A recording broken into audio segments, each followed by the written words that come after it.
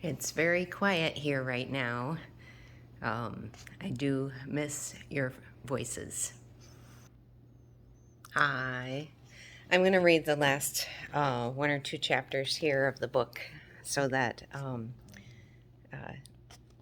we can be finished with this one, and then I'll look for a good book to read next. So this is the Henry Huggins book. Finders Keepers, Chapter 6. After lunch on the Saturday after the dog show, Henry was in his room feeding his catfish.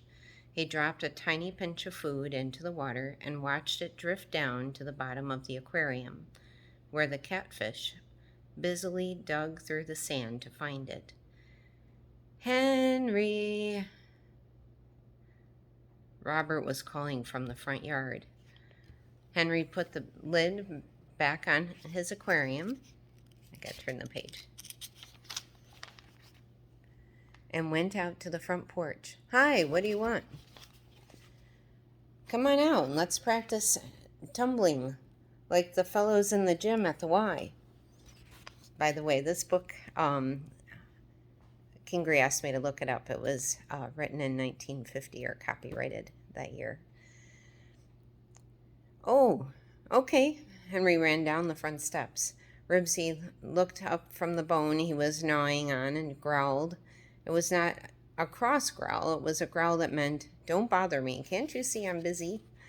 The boys practiced standing on their hands and turning somersaults on the lawn until Robert said, "Come on, let's try that trick where one fellow gets on his back with his feet in the air and the other fellow gets on top of his feet and the first fellow turns him around and around." He flopped on the grass with his feet in the air. "Come on, try it." Henry sat on Robert's feet and lay back with his arms and legs outstretched. Robert tried to twirl him around. Henry teetered.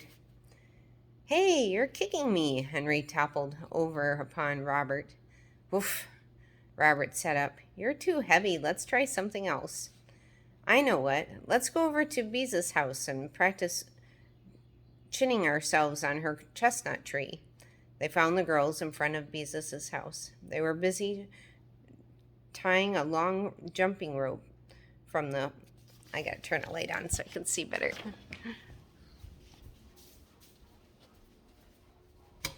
There we go.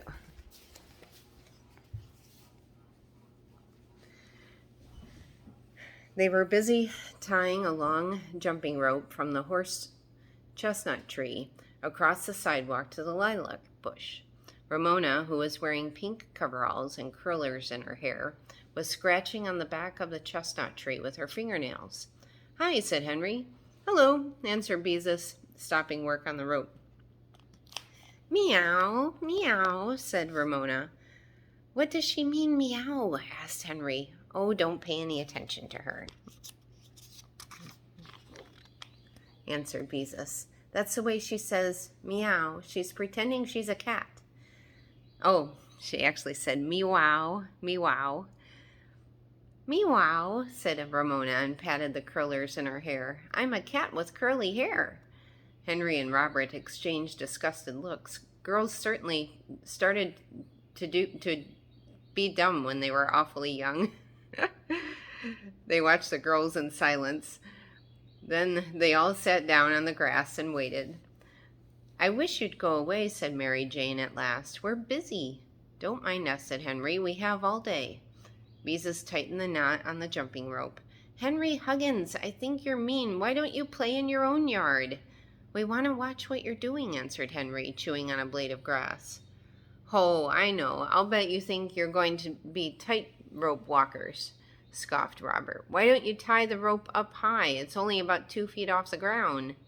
"Dumbbell," said Beezus. "Every time we walk across it without falling off, we'll move it up a foot.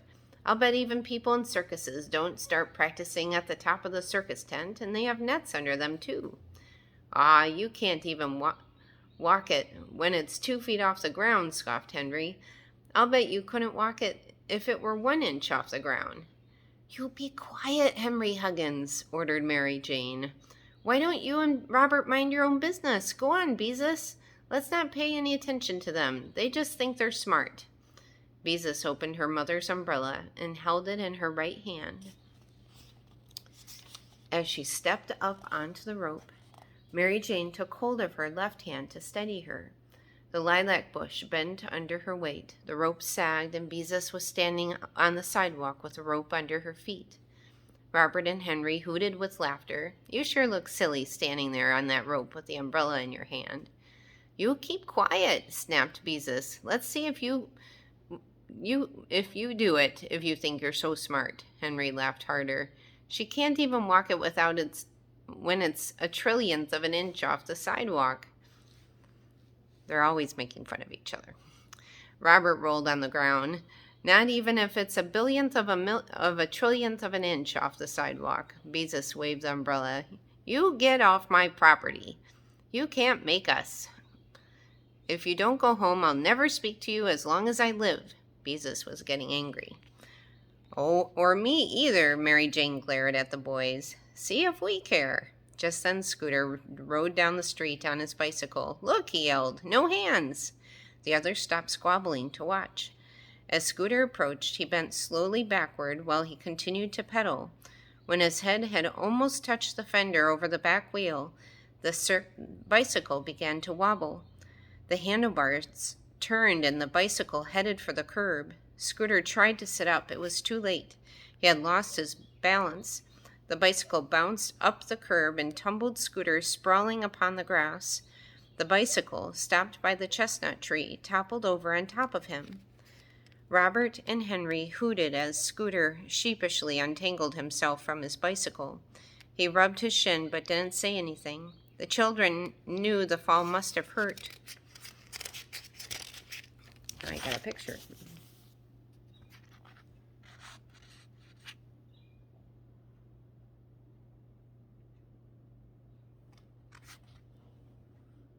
But Scooter wasn't going to admit it.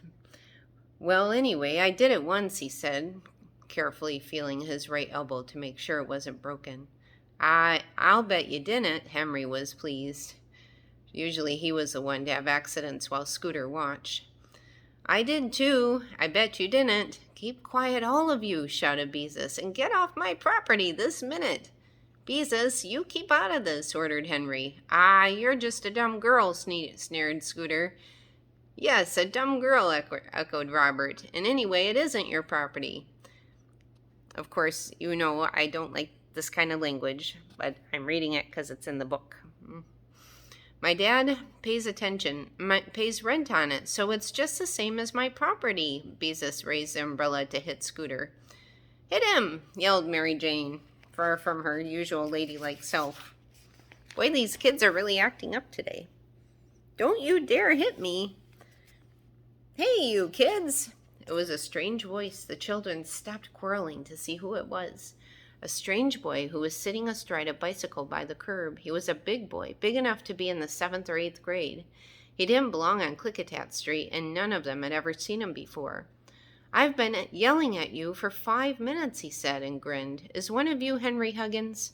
Henry was so surprised he didn't answer. Who was this boy, and how did he know his name? Robert nudged Henry, who remembered he hadn't answered. "Oh, yes," he said, "that's me." The boy reached into the pocket of his jeans and pulled out the newspaper clipping that showed Henry and Ribsy as at the dog show. Henry couldn't understand why this strange boy was carrying that picture with him. Just then Ribsy began to bark furiously, and Henry saw him running down the street toward them.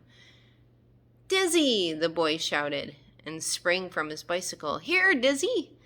Ribsy jumped up on the boy and licked his hands. The boy laughed and patted him, and when Ribsy would stand still long enough, he scratched him behind his left ear. "That's funny," thought Henry. "How does he know Ribsy likes to be scratched behind his left ear, and why does he call him Dizzy? His name isn't Dizzy," he said to the boy. "It's Ribsy, and he's my dog." Ribsy looked at the boy and wagged his tail again. A terrible thought came to Henry. Ribsy must have belonged to the boy before he found him at the drugstore over a year ago. The boy had seen his picture in the paper. And had come to take him away. If only Ribsy hadn't won the prize in the dog show and had his picture in the paper, then the boy would never have found him. Henry didn't know what to do. He couldn't give up Ribsy after a whole year. He couldn't. He moved closer to Ribsy and put his hand on his collar. "He's my dog," he said. "He's my dog, and you can't take him away. He was a skinny old dog when I found him, and I bought him a collar and a license and a dish, and now I buy him 2 pounds of horse meat every week and Woofy's dog food besides, and I wash him and brush him and everything. You can't take him away. Henry does take awfully good care of him," added Beezus loyally. "Henry found him, so he must have run away from you," said Robert. "Finders keepers, losers weepers," chanted Mary Jane. "Well, I had him longer than you have," said the boy, "and I fed him and brushed him too. I had him when he was a puppy. He used to chase his tail so much I named him Dizzy, and the only reason he ran away was because he was heartbroken. I went to scout camp for the summer, and Mom and Dad went east, and we left Dizzy with my aunt and uncle. They said he was so lonesome and homesick, he wouldn't eat or play or anything. Then one day they couldn't find him anywhere. They thought maybe he'd gone home to look for me, so they drove over to our house to look for him. He wasn't there, and they looked every place. They advertised in the paper and everything." "So he did run away," said Robert. "You left him, and he ran away." Ribsy licked the boy's hand again. "Look, he remembers me and wants to come home with me." "But he likes me too," protested Henry. Ribsy looked at Henry and wagged his tail. For the first time, Scooter spoke. "We like Ribsy right here in this neighborhood. He's just about the most popular dog around here, and every one of us would miss him." Henry stared at Scooter in amazement. It was the first time he had heard him say anything good about Ribsy. "Yes, we all like him," agreed Robert. "All the kids at Glenwood School like him. He waits for Henry every day under the fir tree, and all the kids know him." "Yes, what about us?" asked Beezus. "Henry has taken care of him for a whole year, and I don't think it's fair for you to take him away." "He didn't have a collar or a license tag when I found him," said Henry. "He had them when I went off to scout camp. I didn't know how he lost them, except my aunt said he was awfully thin when he disappeared. Maybe he slipped his collar off over his head or somebody took it." The boy reached in his pocket. "I have my birthday money that you can take." He held out a $5 bill to Henry. $5? I wouldn't sell Ribsy for $1,000,000. "Oh, I didn't mean for you to sell him," said the boy hastily. "I meant the money to help pay his expenses for the last year. I know it isn't enough, but it's all I have." Henry felt sorry for the boy. He could understand why he would want to keep the smart dog, a smart dog like Ribsy, but Henry couldn't part with his dog. Nothing exciting had ever happened to him before. And look at all the... Whoops. Turning the page. All the things that had happened this year. Henry knelt and put his arm around his dog's neck. "You wouldn't want to leave me, would you, Ribsy? You wouldn't want to leave Klickitat Street, would you?" Ribsy licked Henry's face. The stranger knelt and snapped his fingers. "Dizzy, you want to come home with me, don't you?" Ribsy looked at him, wagged his tail, and said, "Woof!" "I guess he likes both of us," sighed Henry, "but I don't care. He ran away from you, and I found him." "That's right, just like I said. Finders keepers, losers weepers," said Mary Jane. "But I raised him from a pup, and my mother and father and kid sister miss him too." "But he likes to meet me after school and play with the kids." Henry paused to pet the dog. Then he said slowly, "Maybe we should let Ribsy decide." "Sure," said Scooter. "That's a good idea. Don't worry, Henry. He'll choose you." "That seems fair enough," agreed the boy. "How shall we let him choose?" "I know," said Scooter. "Leave Ribsy where he is, and each of you go 20 squares down the sidewalk in opposite directions.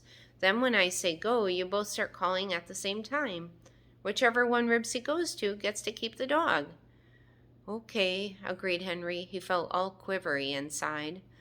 "Sounds fair to me," agreed the boy. "Oh, Henry, what if he doesn't choose you?" asked Beezus fearfully. "Don't worry," said Mary Jane. "He won't want to leave Henry." Scooter held Ribsy by his collar. Henry counted 20 squares down the sidewalk toward the house. The boy turned 20 the other way. They both turned and faced the dog. Henry's mouth felt so dry he was afraid he might not be able to call. Scooter turned to the boy. "Say, you don't have any meat or anything in your pockets, do you?" he asked suspiciously. "No, I don't. Cross my heart." "How about you, Henry?" Scooter was going to be fair. Henry gulped. "No, me neither." "Okay, we want to make this a fair contest. Good luck, Henry," shouted Beezus. One confused dog there.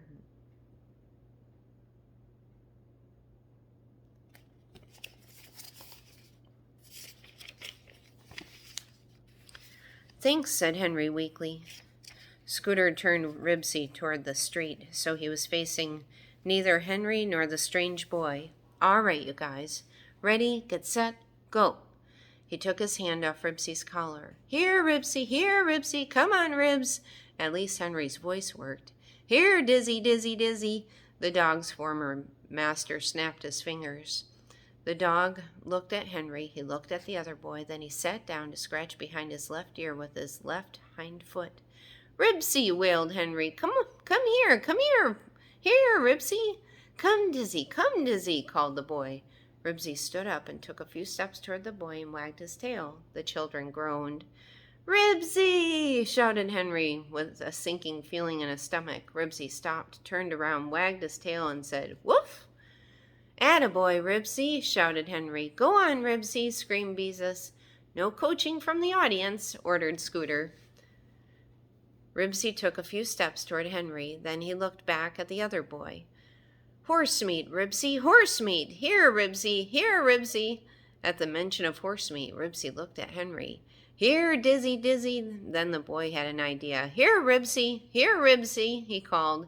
"Hey, you're cheating," objected Henry. "I'm supposed to call him Ribsy.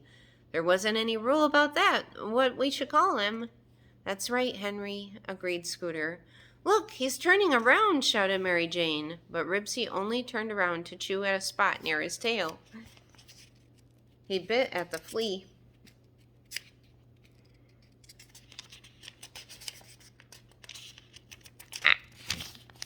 Sat down, scratched behind his left ear again, and then stood up. The boys kept on yelling.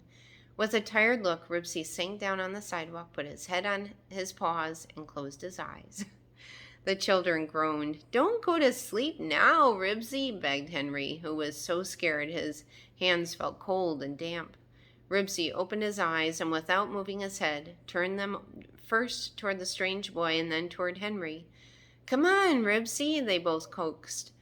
Slowly, Ribsy stood up, and after a backward glance at the stranger, trotted 8 squares down the sidewalk toward Henry. He paused, scratched again, and trotted the remaining squares to Henry. Then he sank down with his head on Henry's foot and closed his eyes again. Ribsy had chosen Henry. The children cheered, but Henry couldn't say a word. He knelt and he hugged his dog. "I knew he'd choose you, Henry," crowed Mary Jane. "I just knew it all the time." "My, but I was scared for a minute," said Beezus. The other boy looked so disappointed that Henry couldn't help feeling sorry for him. "I'm glad Ribsy wants to stay with me," said Henry, "but I'm sorry you have to lose him. He's an awfully good dog." "I hate to lose him too, but I guess I can't complain. It was a fair contest." The boy threw his leg over his bicycle. "Say, do you suppose I could come over to visit him sometimes?" "Sure, any time you want." "Thanks, I'll be around soon." The boy rode off down the street. The children all crowded around Ribsy to pet him. "I sure am lucky," said Henry, "but he had me scared for a while." "Jeepers, I don't know what this neighborhood would have done without Ribsy," said Beezus. "Come on. Now that Ribsy is Henry's for keeps, let's think of something we all can play." See, they're friends.